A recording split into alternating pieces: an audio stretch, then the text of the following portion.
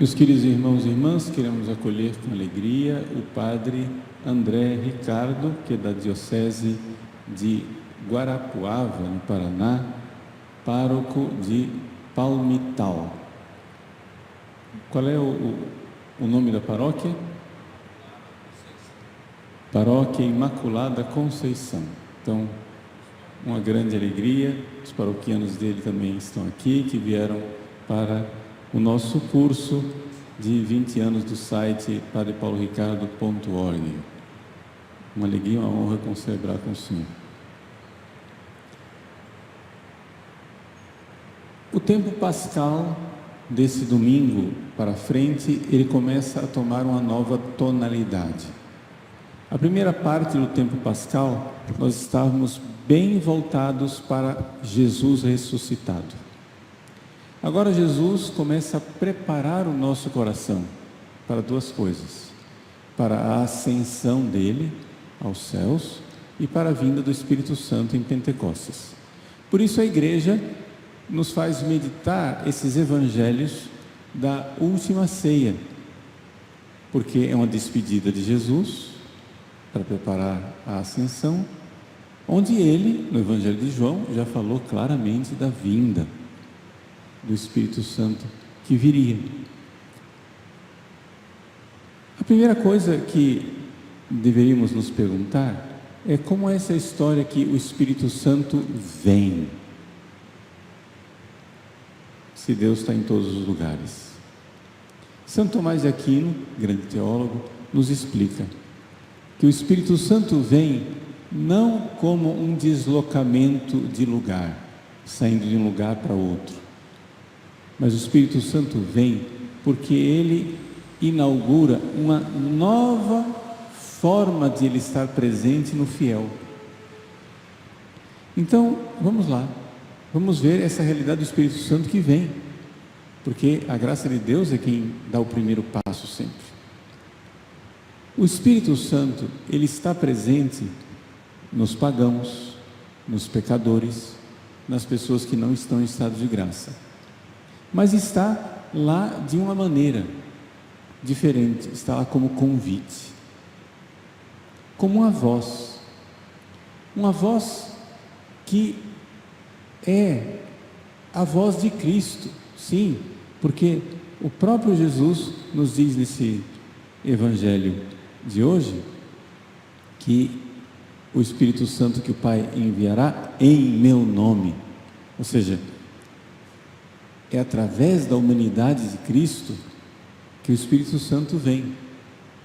Então Jesus tem uma presença em todos os seres humanos, como diz o prólogo de São João, ele é a luz que ilumina todo homem. Não existe nenhuma pessoa neste mundo aqui tão má, tão possuída pelo demônio, tão entregue à malícia, que não tenha no seu coração o Espírito Santo que está lá, agindo e trazendo a voz de Jesus, a voz do Mestre, aquele convite: volta para casa, se arrependa. Tem sempre ali um olhar de Cristo que quer que nós voltemos. Isso é uma presença do Espírito Santo. Essa presença mínima é aquilo que os escolásticos chamam de graça suficiente. Todo mundo tem graça suficiente para nesta vida aqui mudar.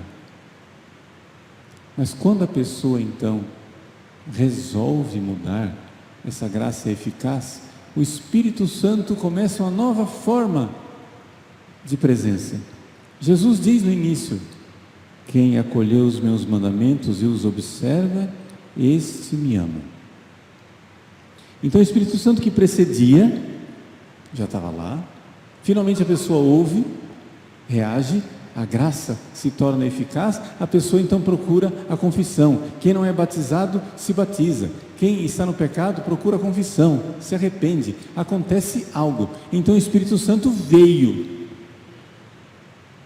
de uma outra maneira. Ele começou a inaugurar uma outra forma de estar presente. Essa outra forma de estar presente é o que nós chamamos de inabitação trinitária. Ou seja, Deus, que está presente em qualquer pessoa, mesmo quem está em pecado, começa a estar presente como amigo.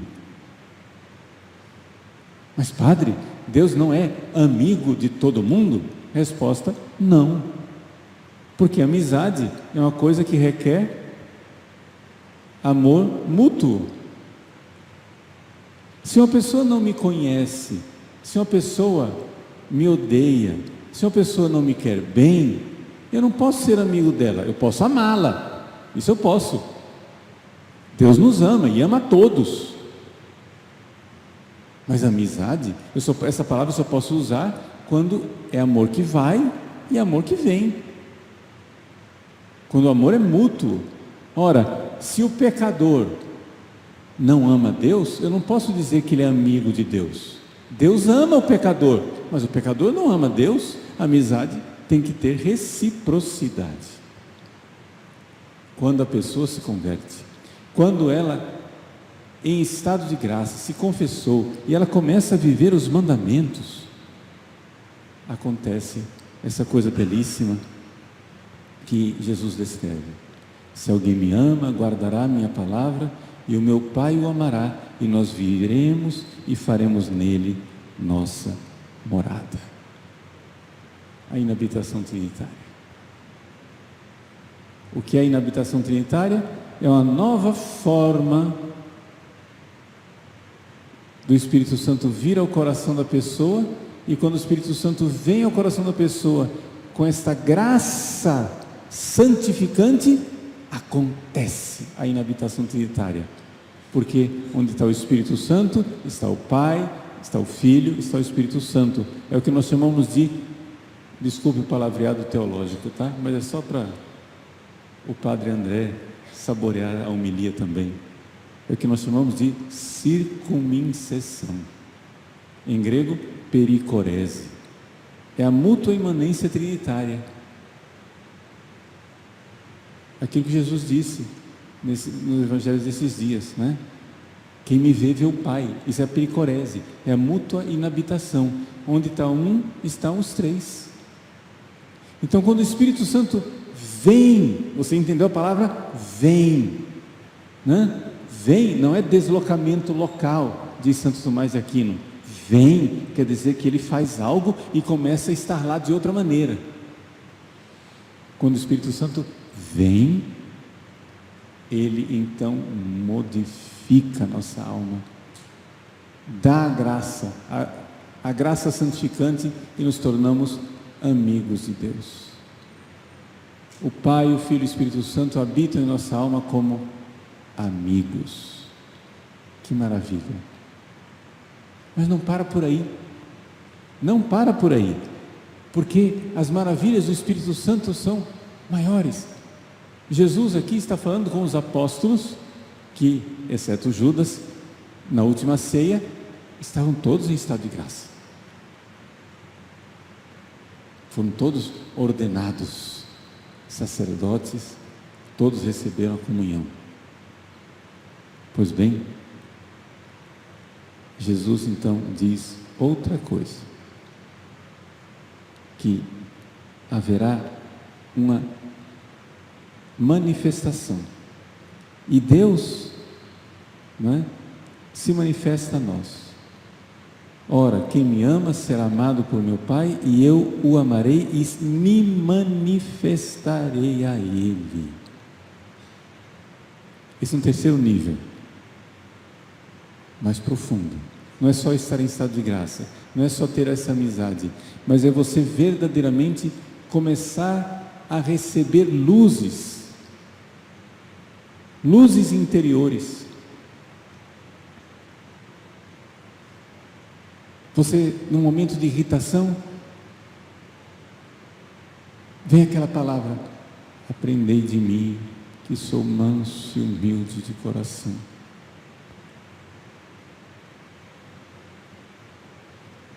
naquele momento que você está querendo desistir de tudo, uma outra palavra: eu estou convosco todos os dias,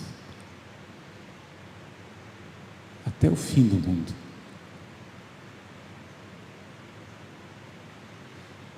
Jesus, o ressuscitado, envia o Espírito Santo. É o Pai quem envia o Espírito Santo, mas o Pai quer usar a humanidade de Cristo para enviar o Espírito Santo. Essa é a maravilha trinitária. E então Jesus nos toca. O Espírito Santo então faz essa modificação, recorda o que ele disse e ilumina. Recorda e aprofunda. Recorda e faz mais. Recorda e aumenta a intimidade. Então nós podemos sempre receber cada vez mais o Espírito Santo, que de graça em graça, de fé em fé, vai fazendo com que nós cresçamos espiritualmente. É o nosso progresso espiritual, até chegarmos à estatura de Cristo, como os santos. Que maravilha! Que maravilha! O Evangelho de hoje alarga nossos horizontes e nos mostra, meus queridos, olhem o projeto de Deus. Você não está num poço tão fundo que o Espírito Santo não esteja com você. Não existe lugar onde ele não alcance. Para onde irei? Para onde fugirei? Subo aos céus? Despenco no abismo? Deus está em todos os lugares. Nós estamos aqui nesse mundo e Deus está nos convidando sempre. Você que está sentindo essa moção interior, coragem, vá se confessar, coragem, não desista de você, porque o Espírito Santo está com você. Jesus não desistiu de você, Ele envia o Espírito Santo, Ele dá o Espírito Santo, ou seja, Ele quer inaugurar uma nova presença em você. Então, se você tornar esta graça suficiente, graça eficaz, não se você tornar, né? Mas se você acolher essa graça eficaz, a amizade. Enquanto o filho vinha ao longe, o pai o avistou. Essa é a graça suficiente. E então, o pai corre. Velhos não correm, mas o velho ao quebrado da parábola corre. Corre na direção do filho, o abraça e o cobre de beijos. É a amizade. É a amizade. Uma nova forma do Espírito Santo agir em nós, a inaugurar essa presença de Deus enquanto amigo. E então vem a festa, o novilho gordo, a alimentação, alimentar essa amizade, fazê-la crescer e crescer cada vez mais. O Espírito Santo vem. Não deslocamento de lugar, como se ele não estivesse aqui. Não podemos fugir dele. Ele vem quando nós nos abrimos para a sua ação, e ele inaugura uma nova forma de estar em nossas almas, modificando-as, transformando. Esta é a doutrina católica mais segura, mais pura e mais santa. É muito mais profundo do que simplesmente aquilo que dizem os protestantes, que o Espírito Santo vem para dar uma emoção, vem para dizer uma palavra, mas não modifica a alma. O pobre do protestante acha que nós continuamos os mesmos. O Espírito Santo vem e eu continuo pecador como sempre. Que pobreza não crer na santidade. Que miséria.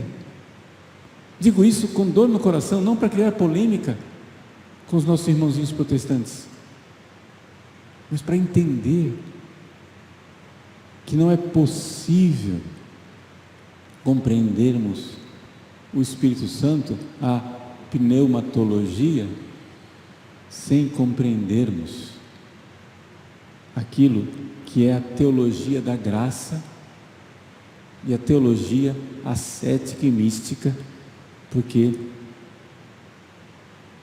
se eu concebo o que é o Espírito Santo, eu tenho que entender o que ele faz, o que ele faz em nós. Transbordando de alegria de sermos católicos, nos aproximamos desse altar para celebrar a missa. Uma última palavra. Nossa arquidiocese está sede vacante.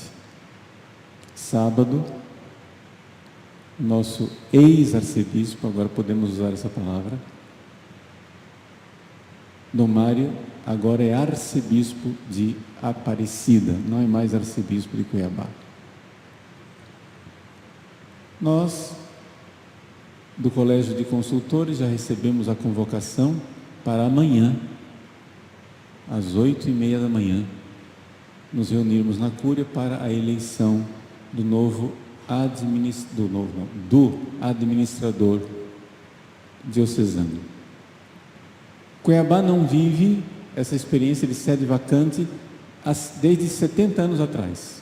Em 1956 foi a última sede vacante, quando morreu Dom Aquino, em São Paulo, e nós ficamos sede vacante. Depois, os nossos outros arcebispos tiveram sucessões onde não houve tempo de sede vacante, porque Dom Orlando morrendo, já tinha Dom Bonifácio, coadjutor, com direito à sucessão. Dom Bonifácio, ficando emérito, já tinha Dom Milton como coadjutor. Dom Milton, também ficando emérito, já tinha Dom Mário nomeado como sucessor. Então não houve período de sede vacante. Depois de 70 anos, vivemos essa experiência que nos dá um aperto no coração a certa orfandade. Mas Deus está conosco. Rezemos também para que o Espírito Santo inaugure uma nova forma de estar no nosso meio. Visite os padres do Colégio de Consultores e não somente. Ilumine o Santo Padre, o Papa e todos os seus assessores que nos darão um novo arcebispo. Deus, desde toda a eternidade, previu que nos daria um novo arcebispo através de nossas orações. Então, rezemos. Mais do que isso, jejuemos, ofereçamos sacrifícios. Deus não precisa dos nossos sacrifícios para fazer a sua vontade, mas é uma honra, Ele quer. Vejam, gente, que maravilha quando nós, depois de tudo acontecido, lá na frente, diante de Deus, enxergarmos aquele meu jejum, aquele meu sofrimento, aquela doença que eu ofereci, foi usado por Deus para fazer algo que salvou tantas almas, que ajudou tantas pessoas. Isso é um privilégio, uma alegria. Deus não precisa de nós, mas a maravilha das maravilhas, Ele quer precisar. Ele dispôs na sua providência desde toda a eternidade que quando queria, por exemplo, a conversão de Santo Agostinho, Deus predispôs que queria essa conversão através dos sacrifícios, das lágrimas e das orações de Santa Mônica. Então Ele predispôs que iria fazer maravilhas nesse tempo de sede vacante, e na nomeação do novo arcebispo de Cuiabá, através de sua oração e de seu sacrifício. Sei que a homilia está ficando comprida, mas eu quero dizer mais uma coisa. Eu não consigo me segurar. Uma anedota. O bem-aventurado Pio IX, quando ele fez o Concílio Vaticano I, concílio que definiu a infalibilidade papal, ele sofreu muito espiritualmente, porque havia uma batalha verdadeira batalha espiritual durante o Vaticano I. O demônio não queria a proclamação do dogma, mas ele sentiu que tinha forças espirituais que vinham de algum lugar. No leito de morte, o bem-aventurado Pio IX teve uma visualização de uma monja carmelita que estava lá no mosteiro em Belém, na terra de Jesus. Era Santa Miriam de Jesus crucificado, a pequena árabe. Ela estava viva lá, mas Deus permitiu que Pio IX, na hora da morte, visse ela. E então ele percebeu, então ele viu, então ele enxergou e disse: eras tu, minha filha, eras tu o tempo todo que me sustentavas com tuas orações.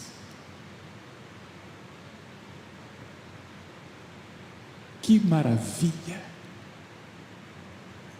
que alegria. Então, eu quero empolgar vocês. É um tempo histórico, único da nossa arquidiocese.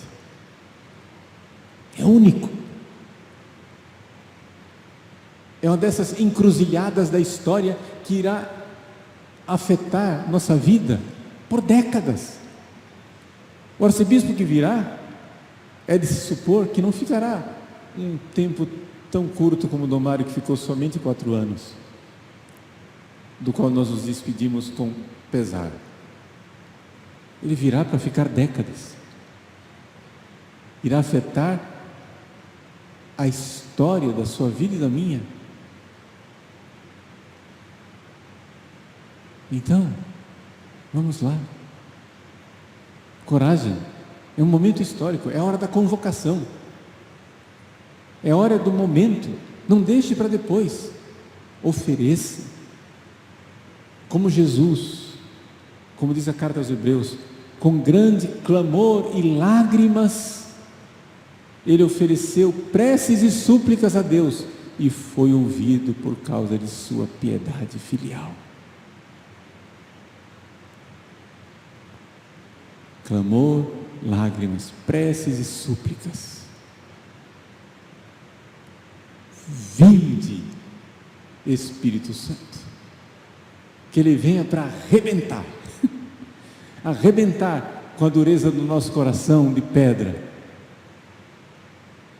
e realizar aquela modificação santa, grandiosa, generosa e bela que Ele quer fazer no nosso coração.